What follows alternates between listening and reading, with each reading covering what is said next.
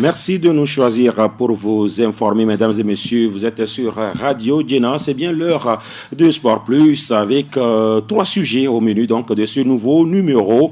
Nous parlons forcément justement de la victoire des éperviers du Togo en éliminatoire des qualifications, aussi en éliminatoire du Mondial 2026 de football. On va évoquer justement ce renouveau. C'est une question à poser à nos invités. On parle aussi de la nouvelle date de la fédération pour le début du championnat de première division, mais avec quel club? Et puis, on parle aussi au téléphone avec le président de la Fédération togolaise de volleyball, Noël Kokou Tadegnon, avec qui on parlera justement de l'état des lieux des préparatifs des beach volleyeurs togolais pour le mondial de la discipline. Pour en parler, comme souvent, nous sommes avec des invités en studio. Edwige Jigbodi Apedo de Radio Djena. Edwige, bonjour. Bonjour Latif, bonjour à tous. Grégoire Kokou Attignon de Radio Sport FM Lomé. Grégoire, bonjour. Bonjour Latif et bonjour à tous ceux qui sont branchés sur Radio Djena. Je suis justement Latif Yorouman. Alors, avant justement de retrouver le président de la Fédération togolaise de volleyball qui doit être en ligne d'un moment à l'autre pour évoquer justement ces préparatifs, Grégoire Attignon, on va parler de votre initiative, le tournoi Sport FM. C'est à quelle étape, Grégoire? Le tournoi Sport FM est à l'étape des demi-finales. Ces demi-finales ont lieu ce jeudi, donc au stade municipal de Lomé. À noter que c'est un tournoi qui a démarré depuis le 23 août dernier. 16 centres de formation se sont donc inscrits pour participer à cette compétition après tirage au sort, 4 par poule. Il y a eu donc la phase de poule. Les deux premiers de chaque poule sont qualifiés donc pour les quarts de finale. Et ces quarts de finale ont été disputés la semaine dernière, ou si vous voulez, la fin de semaine dernière, le début de cette semaine, pour dégager les demi-finalistes. Et donc 4 restent encore en course pour la fin donc de cette compétition. Les demi-finales, comme je l'ai dit, ont lieu ce jeudi. On aura Espérance sportive d'Aguelo Gopé qui sera face au centre de football Espoir Foot le centre de formation Espoir Foot de Kégué. C'est un nouveau centre? Bon, c'est un nouveau centre, mais qui est là, ça fait pratiquement 2 ou 3 ans que ce centre est créé. Il faut dire que, oui, pour le compte de cette édition du tournoi Sport FM, mais ils sont beaucoup de nouveaux centres à participer donc, à cette compétition. Et quand on voit les équipes qui sont arrivées même en demi-finale, ce sont des centres qui n'ont jamais participé à ce tournoi. Il y a le Romario. Oui, le Romario, il y a Essal, il y a Espoir Foot, et puis il y a Académie, elle de Jupiter. d'Akwezongo, et qui également, donc il y aura en demi-finale Essal face à Espoir Foot, et puis en deuxième demi-finale c'est un duel qui va opposer Académie L de Jupiter au centre le Romario. À noter que c'est quand même bien pour ces formations, surtout le Romario qui fait pour le moment un parcours sans faute durant cette compétition. Du moins c'est la même chose également pour Espoir Foot et Essal, et puis bon, ACADJ a déjà perdu un match, et donc, mais finalement qui se retrouve à cette, si on peut le dire ainsi, qui a bénéficié justement donc du forfait du centre Etekon pour se retrouver en quart de finale. Et finalement cette équipe a battu le CSJ Mounas en quart de finale pour se qualifier maintenant pour les demi-finales. Là, on attend ce que ça va donner, mais pour le moment là, on assiste quand même à un très bon tournoi, puisque oui, les centres de formation répondent véritablement présents de par leurs prestations, de par donc leur comportement également dans ce tournoi. Maintenant, oui, il y avait le tenant du titre qui était toujours dans la compétition jusqu'en quart de finale, malheureusement qui a été éliminé donc par le centre Le Romario. Pourquoi malheureusement? C'est le tenant du titre qui a quand même envie. Vous aviez voulu que ce soit non, le tenant pas forcément, mais c'était le tenant du titre qui voulait encore aller défendre son titre jusqu'au bout, mais c'était sans compter avec les autres qui aussi ont des ambitions. Le problème, c'est que l'adversaire affronté donc en quart de finale, ce n'est pas une petite équipe. On parle quand même du centre Le Romario. Et vous savez, le travail qui se fait là-bas, dans toutes les catégories, du côté donc de Romario, c'est vrai qu'au niveau des autres centres, il n'y a pas tellement toutes les catégories. Mais quand on prend le Romario, c'est des tout petits jusqu'au plus grand, jusqu'au senior. Il y a l'équipe senior même qui joue la D3 présentement. Et donc, vous comprenez qu'il y a un travail qui se fait au niveau donc de Romario. maintenant, on est en train de découvrir ces nouveaux centres-là, Espoir Foot, qu'on ne connaissait pas véritablement avant, avec son président Raoul de Souza.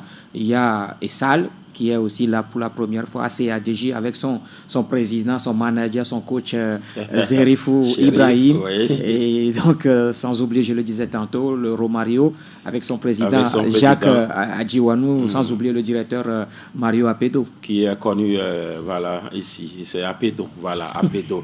Alors, oui, dans ce tournoi, on a vu, vous avez parlé de ACADJ. ACADJ a formé un joueur qui est avec, comment on appelle, un club de première division, oui, Barracuda, et qui a démarré même ce tournoi Sport FM, et qui est appelé avec Daré, et qui a joué même hier pour les éperviers, Monglo Isaac.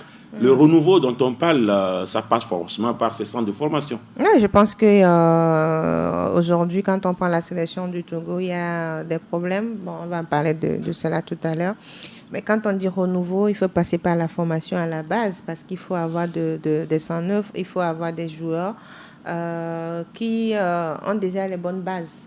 Parce qu'il y a des joueurs qui arrivent, il revient maintenant au sélectionneur de dire non, ton positionnement, c'est pas comme cela, il faut réagir, le contrôle, il faut savoir contrôler. Quand on est défenseur, il faut être sur ses appuis avant d'être un bon défenseur. Donc, mais si le travail se fait déjà au niveau des centres de formation et que les jeunes ont l'opportunité de jouer ce genre de tournois ou de compétition, malheureusement, le Togo n'a pas de championnat de jeunes.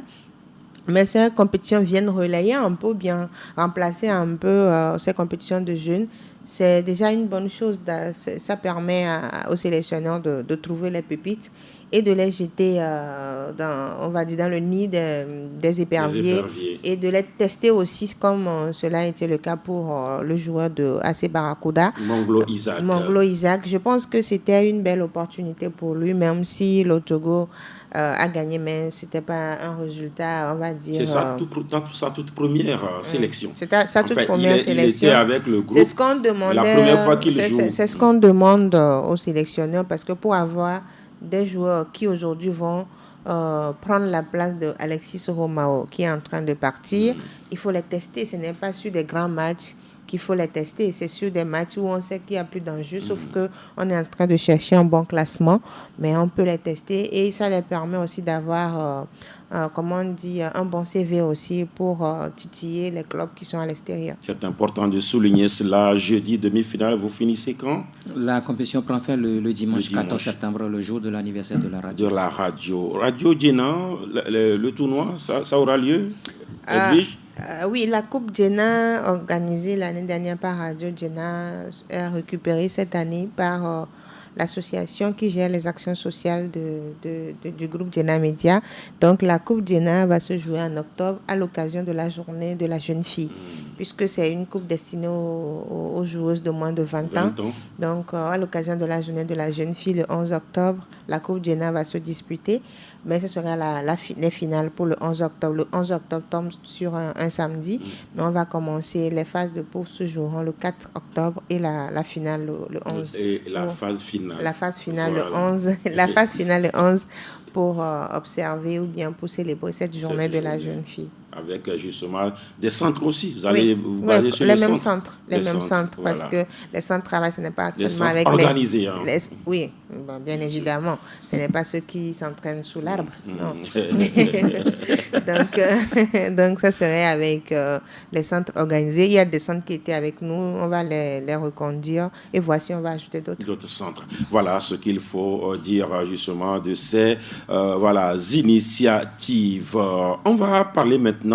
On va enchaîner avec les éperviers du Togo. Le Togo a gagné hier.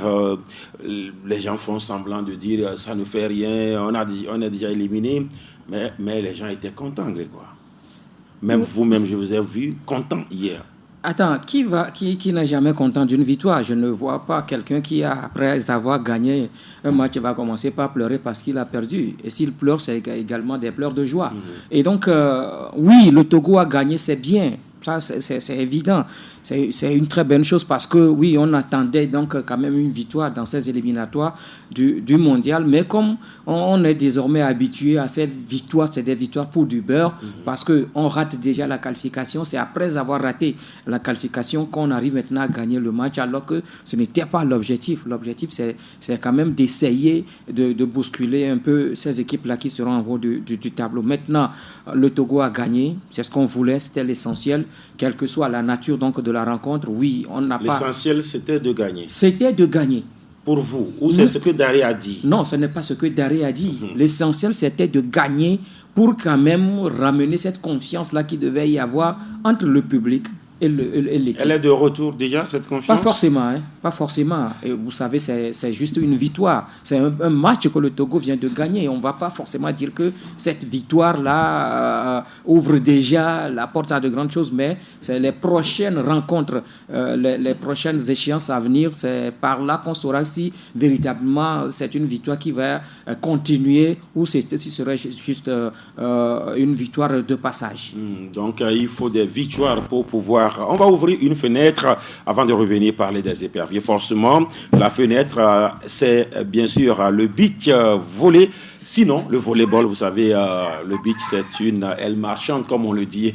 En tout cas, une variété donc du volley. Nous avons en ligne le président de la Fédération togolaise de volleyball, Noël Kokou Tadegnon. Bonjour. Bonjour, Latif. Bonjour à tous. Monsieur le Président, bonjour. Oui, bonjour. Bonjour à tous. Un souci pour justement pouvoir je vous entends très bien. En ligne le président Noël Kokou Tadegnon avec qui on va évoquer l'état des préparatifs. Noël Kokou Tadegnon, bonjour. Toujours un souci. On va repêcher le président d'un instant à l'autre. Monsieur le Président, bonjour. Oui, bonjour. Je vous entends très bien. Est-ce que vous m'entendez? D'accord. Maintenant, c'est bon, Monsieur le Président. Ok. D'accord. Vous allez bien, Monsieur le Président? Oui, on rend grâce à Dieu et ça va. D'accord. Alors, on va évoquer justement vos poulains, si ce n'est pas trop dire. En tout cas, c'est une équipe nationale aussi, puisqu'on parlait des éperviers du Togo. Le volleyball également a des sélections qui représentent la nation. La fois dernière, le Togo était en Côte d'Ivoire. C'est bien cela, Monsieur le Président? Oui, le Togo était en Côte d'Ivoire pour la Coupe nationale 3, composée de 8 pays de l'Ouest.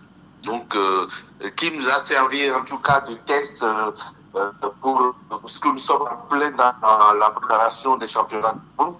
Et après une phase physique très intense de préparation, on a voulu voir un peu comment les joueurs pouvaient se comporter. Et selon le rapport de la direction technique nationale, c'est vrai qu'au niveau résultat, le Togo était très attendu, et donc le Togo n'a pas quand même été loin, mais en termes d'observation par rapport à ce qu'on recherchait, ça nous a permis de voir comment les joueurs pouvaient se comporter après beaucoup de charges de travail, après une série de travail intensif, surtout qu'on était en phase de PPG, et donc après la PPG, on sait exactement de quoi ils ont besoin, et ça permet donc à la direction technique, au staff technique de réajuster le tir et de voir un peu un certain nombre d'aspects de cette équipe, surtout au niveau mental,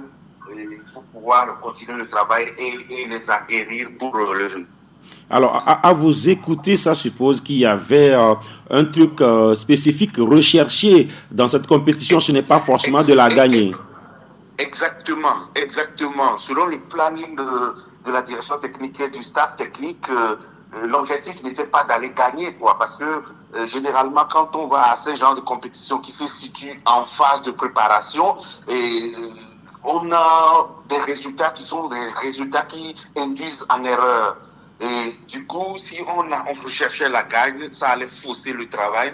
Et ce travail fait en amont avec la PPG et suivi de travail lié au mental, on a vu qu'on a encore du chemin qu'on a encore du chemin au niveau physique et surtout au niveau mental. L'équipe a besoin donc d'un travail mental très renforcé et on a la chance aujourd'hui que notre directeur technique a des notions de psychologie et donc il a fait une soutenance là-dessus, donc il s'y connaît et donc il fait ce travail pour accompagner le staff technique qui travaille avec cette équipe.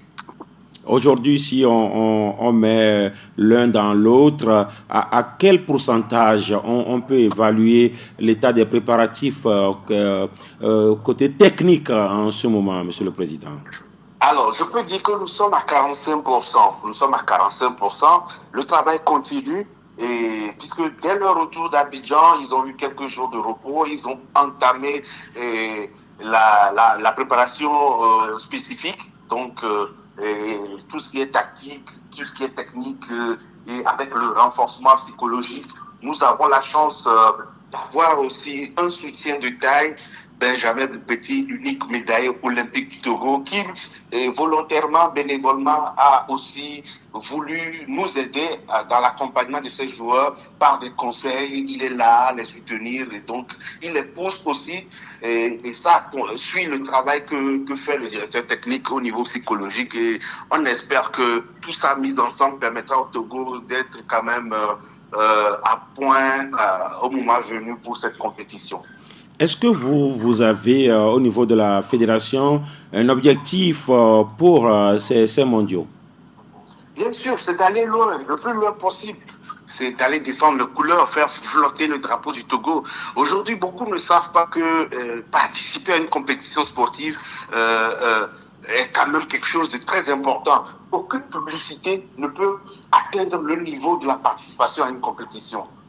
Ça permettra aux gens de redécouvrir le Togo. Ceux qui ne connaissaient pas le Togo vont connaître le Togo. Et donc, il va falloir que ces joueurs-là aillent loin et portent encore c'est notre façon de faire de la grande publicité pour notre pays. Nous devons vendre notre pays à travers le sport. Et moi, je le répète, donc, on doit toujours être présent à des compétitions. Et aujourd'hui, ces joueurs ont réussi à se qualifier sur les 54 pays d'Afrique. Le Togo est 3e et qualifié pour les championnats du monde.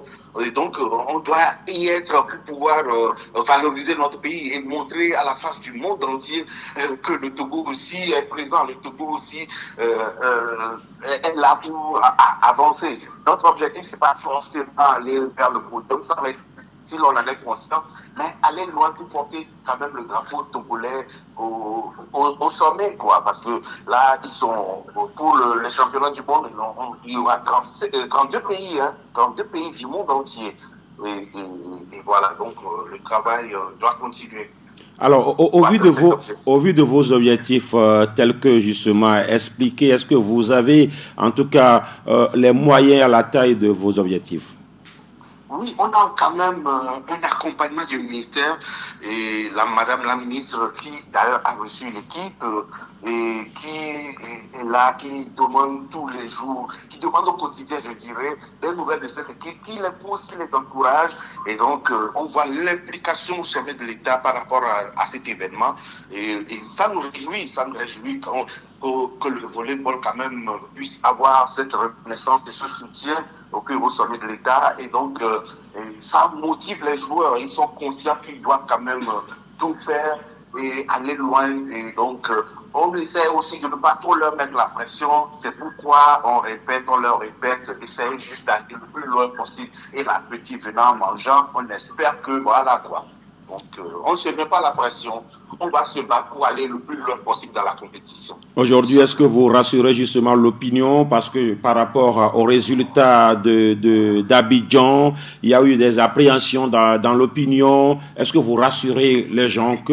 Alors, l'opinion doit savoir que nous sommes en phase de préparation et cette compétition était venue à point nommé pour nous parce qu'on recherchait exactement ce genre de choses. Et on n'avait pas les moyens, sinon on devait carrément aller, il y avait une compétition, selon notre projection, on devait carrément aller à Bujumbura pour une compétition internationale. Et heureusement qu'on en a eu à côté à Abidjan. Aujourd'hui, ça permet de réajuster le tir. On ne doit pas être focalisé sur la compétition d'Abidjan. Pour nous, c'était juste pour nous préparer, pas pour aller gagner, quoi. Et si vous observez bien, la plupart des équipes qui étaient à Abidjan voulaient battre le Togo. Et nous, ben, on a quand même essayé de travailler simplement, ne pas forcer pour ne pas cramer les joueurs, ainsi de suite, quoi. Et donc, moi, je tiens quand même à rassurer tout le monde que pour nous, Abidjan était juste un tournoi de préparation et la préparation continue. Et voilà, quoi. D'accord. Alors, d'ailleurs, ce que je voudrais rajouter, c'est que dans le planning que les techniques avaient soumis à la fédération et qu'on a transmis au ministère, il était prévu qu'on ait des compétitions de ce genre, qu'on participe à des compétitions de ce genre pour pouvoir tester, voir un peu où est-ce qu'on en est après la PPG. Et effectivement, c'est tombé pile poil et on a quand même saisi l'opportunité aujourd'hui. Ben, avec le bilan dressé par l'équipe technique, je crois que le travail a repris et ils essayé de réajuster les choses et ça continue, quoi. Donc, on peut quand même être rassuré que tout se passe très bien. Alors, on sait que vous avez beaucoup de charges, beaucoup de choses à faire dans l'optique justement de ces mondiaux. Un mot sur les éperviers qui étaient justement à Kégué hier et qui ont gagné. Vous avez forcément suivi ce match, Monsieur le Président. Bien sûr. On est Togolais, donc naturellement, toute équipe du Togo qui joue, on s'engage à soutenir, on doit soutenir. Et en plus, journaliste sportif de profession, attends, c'est mon équipe, quoi. Et moi, ça me réjouit qu'ils aient quand même gagné, mais c'est quand même dommage qu'on soit éliminé. Mais c'est bien qu'on gagne, ça rassure. Et il y a, moi, j'ai l'habitude de dire qu'on est trop pressé. C'est tout à fait normal hein, que le public, même les confrères journalistes, on ait envie que le Togo aille loin, le Togo gagne, qu'on ait des victoires, le Togo se qualifie. Mais laissons le temps à Nibambé Daré, à son staff, de rebâtir une équipe. Laissons-leur le temps. Parce que par le passé, d'autres coachs ont eu assez de temps. Et pourquoi ne pas aussi permettre à notre compatriote d'avoir le temps de bâtir, de rebâtir complètement une équipe. Et en le faisant, oui, l'équipe sera battue, on aura des difficultés, mais moi j'ai foi que le Togo va revenir. Et ce Togo-là sera méconnaissable. Moi j'ai foi. En tant que Togolais, j'y crois beaucoup. Quoi. Je ne vais quand même pas baisser les bras. Oui, on aura des difficultés. Oui, on a soif de victoire. Oui, on a envie des choses, mais prions pour que notre compatriote puisse déployer tout ce qu'il sait faire. Et surtout qu'il a eu à travailler avec des jeunes. Laissons-le détecter des jeunes, remonter une nouvelle équipe du Togo. Et je crois que les résultats viendront. Et donc, moi, ma prière, c'est que nous soyons tous patients, un peu patients, parce qu'on a connu des moments où les gens avaient beaucoup de temps, mais on ne mettait pas tant de pression. Quoi. Ne mettons pas trop de pression sur Daré. Encourageons-le plutôt à bâtir une équipe. On en a besoin, quoi. C'est simplement. Et puis, je finirai par mon coup de chapeau à Alexis Romao pour service rendu à la nation. Bien sûr, bien sûr. Merci pour tout ce qu'il nous a fait. En tout cas, là, il a été le même. C'est le joueur là qui n'a jamais triché. Quand il vient, c'est pour son job, quoi. Il le fait bien. Et ça doit pouvoir inspirer des jeunes. Et des jeunes doivent pouvoir se dire, il faut que je joue comme Alexis Romao, avec beaucoup de niaque, avec détermination. Et puis, voilà, quoi. Bravo à lui, quoi. Merci à vous, Noël Kokou-Tadénian. Je rappelle que vous êtes, comme vous l'avez dit, journaliste de profession, mais beaucoup plus aujourd'hui président de la Fédération togolaise de volleyball. Merci d'avoir participé à cette émission, Monsieur le Président. Merci Latif, merci pour tout. Voilà, c'était donc Noël Kokou-Tadénian. On revient justement. Alors, Noël a planté le décor. Grégoire aussi a évoqué ce qui s'est passé hier. Il a dit qu'il était content par-dessus tout. Edwige Pedro. Oui, le Togo est éliminé, mais il y a une satisfaction. La satisfaction, c'est de se réveiller, de se relancer après une défaite à Nouadhibou. C'était une équipe complètement méconnaissable en Mauritanie. Et cette défaite de 2-0, on va dire, exprime réellement ce qui s'est passé sur le terrain à l'extérieur. Mais de retour, je pense qu'il y a eu un petit réveil. On a vu, même s'il y a quelques points à revoir, quelques erreurs, quelques dysfonctionnements, on a vu qu'il y avait cette détermination du côté des éperviers de gagner au moins ce match et de redonner le sourire aux Togolais malgré l'élimination. Les Togolais fâchés n'étaient pas au terrain. Bon, la plupart étaient restés à la maison, mais les éperviers leur lancent encore un appel. Bon, en fait, je ne sais pas si c'est un appel, mais je crois que ce public-là, même s'il y a des gens qui sont restés à la maison, je crois que... Ils étaient arrivés, mais seulement ceux qui étaient restés à la maison étaient plus nombreux. Oui, même c'est ce que je dis, même ceux qui sont restés à la maison, oui, même s'ils ne sont pas venus au stade, je crois qu'ils n'ont pas souhaité quand même que le Togo perde ce match-là. Même en étant à la maison, ils étaient de cœur également avec cette équipe. Ils voulaient que le Togo gagne. Oui, parce que c'est leur équipe nationale. Ils ne vont pas changer de nationalité. Ils ne vont pas changer d'équipe nationale. Non, mais on peut changer de nationalité, hein. Vous n'êtes pas obligé de garder une nationalité éternellement. Oui, je sais qu'il y a des gens qui ont de doubles nationalités, mais... Il y a des gens qui renoncent à des nationalités. Oui, bon, voilà. Mais aujourd'hui, je crois que si on est Togolais, forcément, on doit soutenir les éperviers. C'est vrai que par après, quand il n'y a pas de bons résultats, on dit des choses contre l'équipe, mais par après, quand l'équipe nous appelle, on répond toujours. On est toujours là, derrière cette équipe-là, c'est notre équipe nationale. Et donc, oui, certes, ça peut être un appel, mais c'est le réveil de cette équipe-là.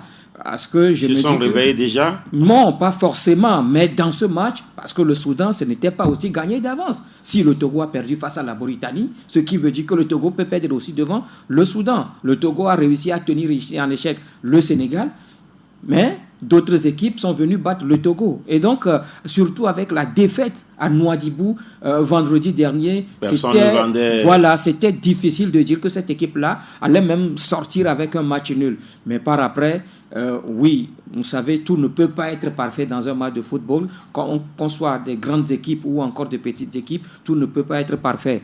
Il y a eu beaucoup de choses à corriger, ça il faut le dire. C'est vrai qu'il y a eu un bon début de match, mais par après, il y a eu relâchement et l'adversaire aussi n'a pas su profiter justement de ce relâchement-là. Justement, c'est parce que le travail a continué. Maintenant, bon, quant à la suite, on attend de voir. Nibombé Daré a essayé quelque chose hier. On peut dire que ça a marché, mais il faut continuer. Il faut continuer. Avant de parler individuellement des joueurs, le Togo a gagné, s'est relancé, n'est plus dernier. Il y a encore 2 matchs à jouer. Il faut gagner ces matchs-là avant de parler peut-être de confiance ou de réveil. Je pense qu'il faut aligner de belles performances pour utiliser ces expressions-là comme quoi réveil, reprise de confiance au niveau des éperviers du Togo. Mais avec cette seule victoire, on ne peut pas s'exprimer ainsi. Certes, c'est une bonne nouvelle, c'est une bonne note pour les éperviers après cette défaite à l'extérieur. Après 7 matchs sans victoire dans cette campagne. Oui, dans cette campagne, voilà. 7 matchs sans victoire. Mais, et puis on enchaîne aussi une défaite Le Togo fait fort, hein? 7 matchs sans victoire. C'est long pour une sélection. Surtout en campagne de qualification, où on sait qu'il faut gagner pour être bien positionné dans le classement et espérer se qualifier. Maintenant, le Togo gagne, on va dire, le 8e match. Et il y a encore la 9e et la 10e journée à disputer. Et il faut bien négocier ces 9e parce que ce qu'on a vu au stade de Kugé, il y a eu des erreurs, il y a eu quelques dysfonctionnements, mais il y a un contenu acceptable. Parce qu'à Nouadhibou, je ne sais même pas quelle expression attribuer à la prestation du Togo. Bon, et beaucoup ont dit d'oublier ce match. C'est pas pourquoi tu te rappelles encore de ce match. Non, il faut vite l'oublier. Sur le plan technique, on ne peut pas l'oublier. Et donc, ce qu'on a vu au stade de Kégué ce mardi, il faudrait qu'il y ait un plus lors de la 9e et lors de la 10e. Oui, c'est-à-dire qu'il faut construire dessus et qu'on sente qu'il y a une évolution. Mais s'il y a une contre-performance, ça veut dire qu'on retombe dans les mêmes choses. Donc, je pense que le travail doit continuer. C'est-à-dire quand vous commencez à construire, ne cassez pas la dynamique. Voilà, parce qu'on sait que vous êtes maître en cela. Quand je dis vous, je parle des Togolais, où quand on construit, on casse, on construit, on casse. Alors, Grégoire Attignon, il y a eu un 11 qui a démarré le match. Il y a eu un autre 11 qui a démarré le match à Nouadhibou. Daré a fait 3 changements. Ça a porté. Ah, bien évidemment, ça a porté. On a vu l'entrée en jeu de Bodé Abdul Sabou, l'entrée en jeu de Alassis Romao et l'entrée en jeu. C'est-à-dire, vous parlez des titularisations. Oui, la titularisation. Voilà. Quand vous parlez d'entrée en jeu, ça porte confusion. Justement. Et donc, c'est pourquoi, justement, en première période, le Togo s'est bien comporté à travers justement son jeu. Ce sont ces 3-là qui ont fait que le Togo a dominé. Écoutez, pas forcément, mais ils ont énormément apporté. Quand vous prenez Yenoussi Guillaume dans son couloir gauche, piston gauche, on a vu ce qu'il a apporté à l'équipe. Et c'est sur lui le coup franc qui a amené le corner du but. C'est sur lui la faute était commise. S'il n'était pas monté, parce qu'il y a plusieurs fois, il y a eu ce débordement, le débordement de l'ancien joueur de Tito Delomé. Sur le côté droit, l'autre piston, c'est Bodé Abdul Sabou. Lui, on ne le présente plus. On sait que c'est un système qu'il adore. Il aime évoluer dans ce système-là depuis que Aïvi l'a transformé donc, à ce poste. Je rappelle que le joueur, il a commencé buteur en tant qu'attaquant avant d'être transformé défenseur. Et puis, il est devenu aujourd'hui un piston essentiel. Et je crois que sa présence dans ce jeu, je crois, arrivé à un moment, les sélectionneurs ne misaient pas tellement sur les joueurs du championnat togolais. Dans ce cas, si Bodé était encore au Togo, il n'allait pas jouer, oui. Non, mais attends, je ne pense pas que c'est le départ de Bodé au Mali qui a fait son appel. Moi, je crois que Bodé déjà... Attends, Bodé est parti au Mali. Mais vous dites que les sélectionneurs ne font pas confiance. Oui, c'est ce que je dis. Bon, en fait, peut-être on me dira que c'est parce qu'il est allé à Bamako, c'est pourquoi on l'a appelé. Mais non. Il est allé à Bamako, ça fait combien de temps? Ça ne fait pas encore 2 mois. Ça ne fait même pas 1 mois quand Bodé est parti. Bodé ne fait même pas encore 1 mois. Mais il est devenu expatrié. Bon, oui. Donc, il change de level. Il change de statut. Voilà. Et on a vu ce qu'il a apporté à l'équipe hier. Lui aussi, les débordements. Bodé, même qui a raté même un but, parce que oui, il y avait une occasion, il a raté. Donc, il y a aussi Jacques Alexis Romao, de par son expérience. Le gars était encore là, toujours solide dans son rôle, dans son travail. Comme l'a dit le président de la Fédération togolaise de volleyball tout à l'heure, Romao ne triche pas. Malgré l'âge, le gars continue pas à jouer de la manière... Il se dit qu'il joue avec son vrai âge, c'est-à-dire l'âge de maman et papa. Vrai âge, voilà. Et donc, pas celui de l'agent municipal. Voilà, et il a encore prouvé hier. Maintenant, au-delà de ces 3 joueurs, il faut parler aussi de Karim Derman qui a apporté, déjà il a apporté à l'équipe à Nouadhibou, même si ça n'a pas marché. Hier encore, il était beaucoup plus présent sur les premières balles. Les dribbles, les passes, il était toujours là. Et malheureusement, il n'a pas joué la deuxième période. Maintenant, en défense, c'est vrai qu'il y a eu quelques hésitations, mais il faut quand même aussi féliciter Jen Dakonam, Kevin Boma et Fofana Sadik. Qui ont fait chose. On va revenir en tout cas sur Edwige Apedo, les réajustements de Daré. C'est ce qu'on lui demande.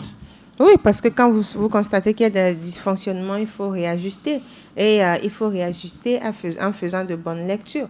Parce que le match a oublié, par exemple, on s'est rendu compte qu'il n'y avait pas eu ces réajustements, alors que l'équipe sombrait à un moment donné. Même les changements n'ont pas apporté des modifications ou bien du positif sur le terrain. Ici, on a vu qu'il a réajusté. Il a même pris des risques avec des joueurs qui n'ont pas encore eu cette chance-là de jouer, d'être sur un match des éperviers. Donc, ce risque lui permet de voir un peu les qualités de certains qu'on pense qu'ils ne peuvent pas faire l'affaire. Bodé, on connaît la qualité de Bodé. Bodé, c'est un joueur qui se donne physiquement, il est là, il le répond. Et donc, un tel joueur, lorsque vous avez un match où vous voulez vraiment réussir, vous mettez un tel joueur, vous savez qu'il ne va pas faire les 90 minutes pour vous, mais il va jouer au moins 60 minutes pour vous, et puis il se donne à fond, et puis vous le sortez. Et il a déjà répondu. Je pense que c'est quelques modifications à apporter, le peu ou bien le plus qu'on voulait à cette sélection-là, ce qu'on a vu ce mardi au niveau du stade. Maintenant, est-ce qu'il va encore casser ce qu'il a commencé? Moi, je dirais, il ne devrait pas. Parce que s'il casse ce qu'il a commencé, ça dit qu'il va répéter. C'est ce que Claude Leroy a eu à faire. Je pense que même Paulo Duarte, quand il est arrivé, il avait commencé avec ce système où il surfait sur les joueurs qui ont disputé le CHAN, où les premiers matchs de la campagne pour le mondial étaient de meilleurs matchs sous Paulo Duarte. Mais juste après, il a cassé cette dynamique et puis il a amené des joueurs d'un peu partout, tout a cassé. Et donc, je pense que si Nibombe veut vraiment avoir une équipe stable, parce qu'aujourd'hui, il faut qu'on ait une équipe stable. Il a encore 2 matchs qui peuvent servir de journée FIFA pour lui. Voilà. Parce qu'il a dit en conférence de presse qu'ils ont besoin de jouer des journées FIFA et pour pouvoir avoir cette solidité dont on a besoin au niveau des éperviers de Togo. Mais s'il casse ce qu'il a commencé, je pense que ça serait bis repetita. Il a insisté sur un gardien, c'est ce qu'on lui demande. Oui. Il a insisté sur Steven Foley. Même s'il n'était pas très bon, mais il a insisté. Oui. Et quand on insiste sur un gardien, on donne de la confiance. Voilà, on donne de la confiance justement à ce gardien. Et c'est au gardien de prouver véritablement que cette confiance qu'on lui donne, qu'il mérite cette confiance-là. Mais si on vous donne cette confiance et que vous commettez à chaque fois des bourses, vous comprenez que, parce que dans un match de football, quoi qu'on dise, le gardien représente un élément... de 60%. 60%. Le gardien doit faire 60%. Parce que le Togo a quand même connu des gardiens. C'est aujourd'hui le Togo souffre de gardiens de but. Sinon, dans le temps, autant de Tommy Sylvestre, les Assoba Yaovi, les Nibombe Wake, les Agassa Kossi, les Assoba Nayo.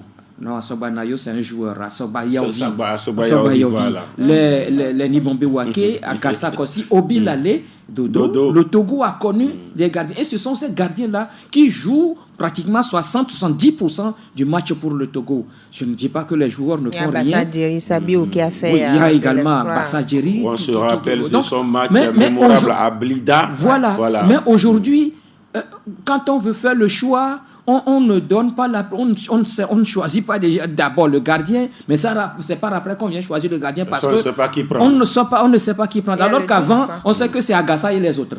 Avant, on sait que c'est Nibombe Wake et les autres. Mais aujourd'hui, c'est difficile à un entraîneur. Et donc, il faut insister des fois sur certains. Il faut insister. Je crois que ça a manqué quand Nibombe Daré était arrivé. Ça a manqué et ça fait que ça flottait au niveau donc, des gardiens de but. C'est parce que oui, on avait décidé, Steven Foley n'avait plus de club et donc on avait décidé de l'écarter tout simplement parce qu'il n'avait pas de club et donc on a voulu faire avec ceux qui ont des clubs mais visiblement qui ne donnent pas satisfaction. Au niveau de la charnière centrale, là il a réajusté un peu au niveau de la défense. Je pense qu'il a mis Dracmé au banc. Mais on a vu un peu que l'axe a répondu parce que même c'est un défenseur qui a marqué d'ailleurs, Sadik Fofana. Ce qu'on demandait parce que souvent il y a les coups de pied arrêtés, il fallait s'imposer dans les airs. Mais le Togo à un moment donné ne le faisait pas. Il y a là-bas souvent qui fait de belles détentes, mais ça ne lui réussissait pas toujours. Mais ici, on a senti qu'il y a eu ce changement. L'axe il y avait un peu plus de complicité. Kevin Boma, Sadik Fofana et puis le général. Jane Dakona. Il y avait un peu plus de complicité entre les trois, contrairement à ce qu'on a vu la dernière fois. Et la dernière fois, il a essayé d'expérimenter une défense qui ne lui a pas réussi, ce qui a fait que le Togo a coulé à un moment donné. Donc je pense que, déjà, avec ce répondant, il peut garder ce répondant-là et insister sur justement ces assemblages-là. Parce qu'aujourd'hui, je ne sais pas combien de temps va encore passer Jane Dakonam avec... il est encore là. Oui. Parce que la défense, oui, je suis avec d'accord. L'énergie qu'il a, il est encore là. Il est encore là, mais il est quand même appelé à être remplacé demain. Bien sûr. Et donc, il faut... Moi, je crois que oui, c'est vrai, on est en train de trouver. Mais seulement que c'est... Je crois que c'est le sélectionneur même qui, des fois, se mélange un tout petit peu les pinceaux. Vous allez voir. Aujourd'hui, c'est parce que, oui, Josué Oumaou n'est pas là, Kennedy Boateng n'est pas arrivé, qu'aujourd'hui, il fait avec Kevin Boma et Sadik Fofana. Ouais. Demain, quand ces joueurs-là vont revenir, vous allez voir Dari encore changer de stratégie. Ils ont des titres fonciers. Non, mais ce n'est pas... Mais, en fait, c'est également sa manière de voir un peu la chose. peut-être qu'il fait tellement confiance à ces joueurs-là, c'est pourquoi il les met. Aujourd'hui, peut-être que à travers ce match, il va se dire... Parce que là, au-delà du fait qu'ils ont eu un clean sheet, c'est que c'est un défenseur qui va marquer. Qui va également marquer. Donc, je crois que c'est véritablement un atout. La barre est... Quand on prend les performances des autres, c'était pas ça. Justement, et donc, je pense qu'au prochain match, il va encore faire confiance à ce trio-là de la défense. Voilà, c'est ce que nous souhaitons. Que ce trio-là, et là, c'est là il verra véritablement si ça peut encore marcher. Si ça ne marche pas, c'est à lui de voir ce qu'il faut faire. Au niveau des pistons, on l'a dit, vous étiez satisfait de Yenoussi, de Bodé, parce que c'était les nouveaux choix. Dans le cœur du jeu, Karim Derman, c'est le patron. Il a toujours répondu. Malheureusement, il a eu cette blessure-là qui fait qu'il sort après la pause. Maintenant, c'est le changement qui m'a posé un petit problème parce qu'il fallait amener celui qui devait faire le travail de Karim Derman. Parce que quand Karim est sorti sur blessure, il amène un attaquant. Voilà. S'il n'y avait pas un changement poste-poste, voilà. Il amène Yao Anor. C'est Anor. Oui. Il y a également Nador. Nador aussi est rentré hier. Il y a Steve Nador. Oui. Et puis il y a Yao Anor.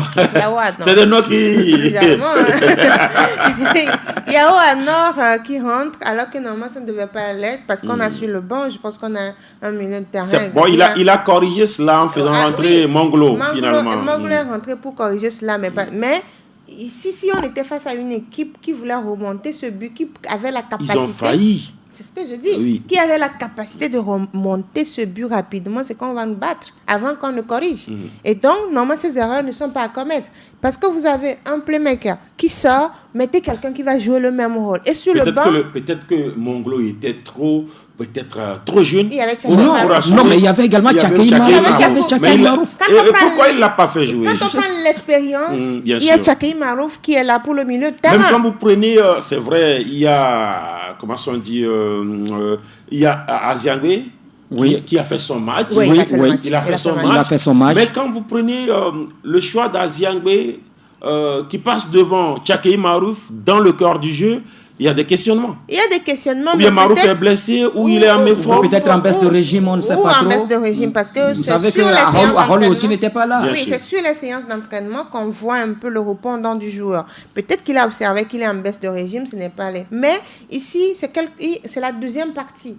On pouvait le mettre au cas où il est blessé, puisque la question n'était pas posée, mais il a fait un mauvais choix de mettre un attaquant à la place de celui qui faisait le jeu même du Togo, ce qui a fait que les Soudanais ont pris le dessus sur les éperviers à un moment donné. Et après, il a corrigé en mettant, comment on dit, Manglo Isaac de la Barracuda.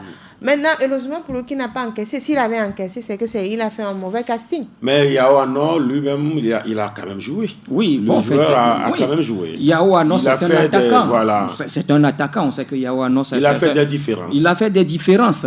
Quand il est rentré, il n'a pas déçu. Mais c'est le changement qui n'a pas été très bien compris parce qu'on amenait un attaquant à la place d'un milieu de terrain et pas n'importe quel milieu de terrain. Celui-là qui doit véritablement faire le jeu pour le Togo. C'est vrai que, selon des consignes, Aziangbe est redescendu à la place de Karim Derman et que Romao aussi doit monter un tout petit peu, alors que Romao, ce n'est pas également de son habitude de monter. Vous allez voir que les Soudanais voulaient justement profiter, surtout le Dossa 15 Soudanais, Rahan, qui en première mi-temps ne montait pas, parce qu'il y a Karim Derman qui les dérangeait, donc lui ne montait pas. Mais vous allez voir qu'en deuxième période, il a commencé à monter. Plus à l'aise. L'attaque togolaise, là-bas, Kodjo, Fodo, et puis Klidje, Thibaut.